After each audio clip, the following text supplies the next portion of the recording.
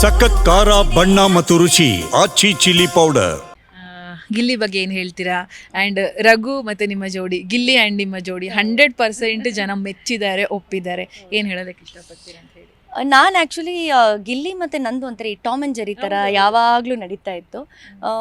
So ನನಗೆ ಅವ್ನು ರೇಗ್ಸೋದಾಗಲಿ, ನಾನು ಒಂಥರ ಹೇಗಾಗ್ಬಿಡ್ತಿತ್ತು ಒನ್ ಪಾಯಿಂಟ್ ಆಫ್ ಟೈಮಲ್ಲಿ ಅಂದರೆ ಕೋಪ ಬರೋದು ನನಗೆ.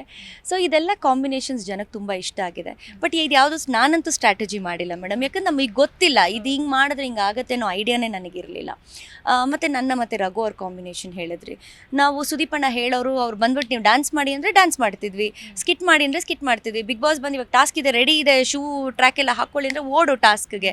ಈಗ ಅಡುಗೆ ಮಾಡ್ಕೊಳ್ತೀನಿ ಅಂದರೆ ಕಿಚನ್ಗೆ ಓಡಿ, ಇಲ್ಲ ಈಗ ಒಂದು ಟಾಸ್ಕ್ ಇದೆ ಸ್ವಿಮ್ಮಿಂಗ್ ಪೂಲಿಗೆ ಬೀಳಬೇಕು ಅಂದರೆ ಸ್ವಿಮ್ಮಿಂಗ್ ಪೂಲಿಗೆ ಬೀಳಿ. ಹೇಗೆ ಅಂದರೆ ನಮ್ಮ ಮೈಂಡು ಬೆಳಗ್ಗೆ ಎದ್ದಾಗಿಂದ ಪ್ರಿಪೇರ್ ಆಗಿಬಿಡ್ತಿದ್ವಿ, ನೆಕ್ಸ್ಟ್ ವಾಟ್ ನೆಕ್ಸ್ಟ್ ಅಂತ. ರಘು ಅವ್ರ ಜೊತೆ ಡಾನ್ಸ್ ಅಂತ ಬಂದಾಗ ಎಲ್ಲೇ ನಿಮ್ಮ ಪಾರ್ಟ್ನರ್ ಅಂದರೆ ನಾನೇ ಎದ್ದು ನಿಂತ್ಕೊಬಿಡ್ತಿದ್ದೆ, ನಾನು ಕರೆದೇ ಇಲ್ವಲ್ರಿ ಅನ್ನೋರು. So it is understood. ಹೀಗೆ ನನ್ನ ರಘು ಅವರ ಡಾನ್ಸ್ ಆಗ್ಬೋದು, ಆ ಕಾಂಬಿನೇಷನ್ ಮನೇಲಿ ಕೊನೆಗೆ ಉಳ್ಕೊಳ್ಳೋಂಥ ಹಿರಿಯರು ನಾನು ಅವರು. ಸೊ ಅದು ತುಂಬ ಒಂದು ಒಳ್ಳೆ ಅನುಭವ ಆ್ಯಕ್ಚುಲಿ. ಸೊ ಎಲ್ಲರೂ ರೇಗಿಸ್ಕೊಂಡು ನಮ್ಮನ್ನು ನಾವೇ ರೇಗಿಸ್ಕೊಂಡು, ಆ ಹುಡುಗರೆಲ್ಲ ನಮ್ಮನ್ನು ರಘು ಅವ್ರನ್ನೂ ರೇಗಿಸ್ಕೊಂಡು, ಇವೆಲ್ಲ ಒಂಥರ ಲೈಫಲ್ಲಿ ಮತ್ತೆ ಬರಲ್ಲ ಮೇಡಮ್. ಯಾಕೆಂದರೆ ಜೀವಿಸ್ಬಿಡ್ಬೇಕು, ತುಂಬ ಸೀರಿಯಸ್ ಆಗಿ ಜೀವನ ನೋಡೋಕ್ಕೆ ಹೋಗಬಾರ್ದು ನಾವು. ತುಂಬ ನನಗೆ ಅಲ್ಲಿ ಹೋದಾಗ ಅನಿಸಿದ್ದು, ನಾನು ತುಂಬ ಲೈಫ್ನ ತುಂಬ ಸೀರಿಯಸ್ ಆಗಿ ತೊಗೊಂಡ್ಬಿಟ್ಟಿದ್ದೀನಿ ಅನಿಸುತ್ತೆ, ಇಷ್ಟು ಸೀರಿಯಸ್ ಆಗಿ ತೊಗೋಬಾರ್ದು.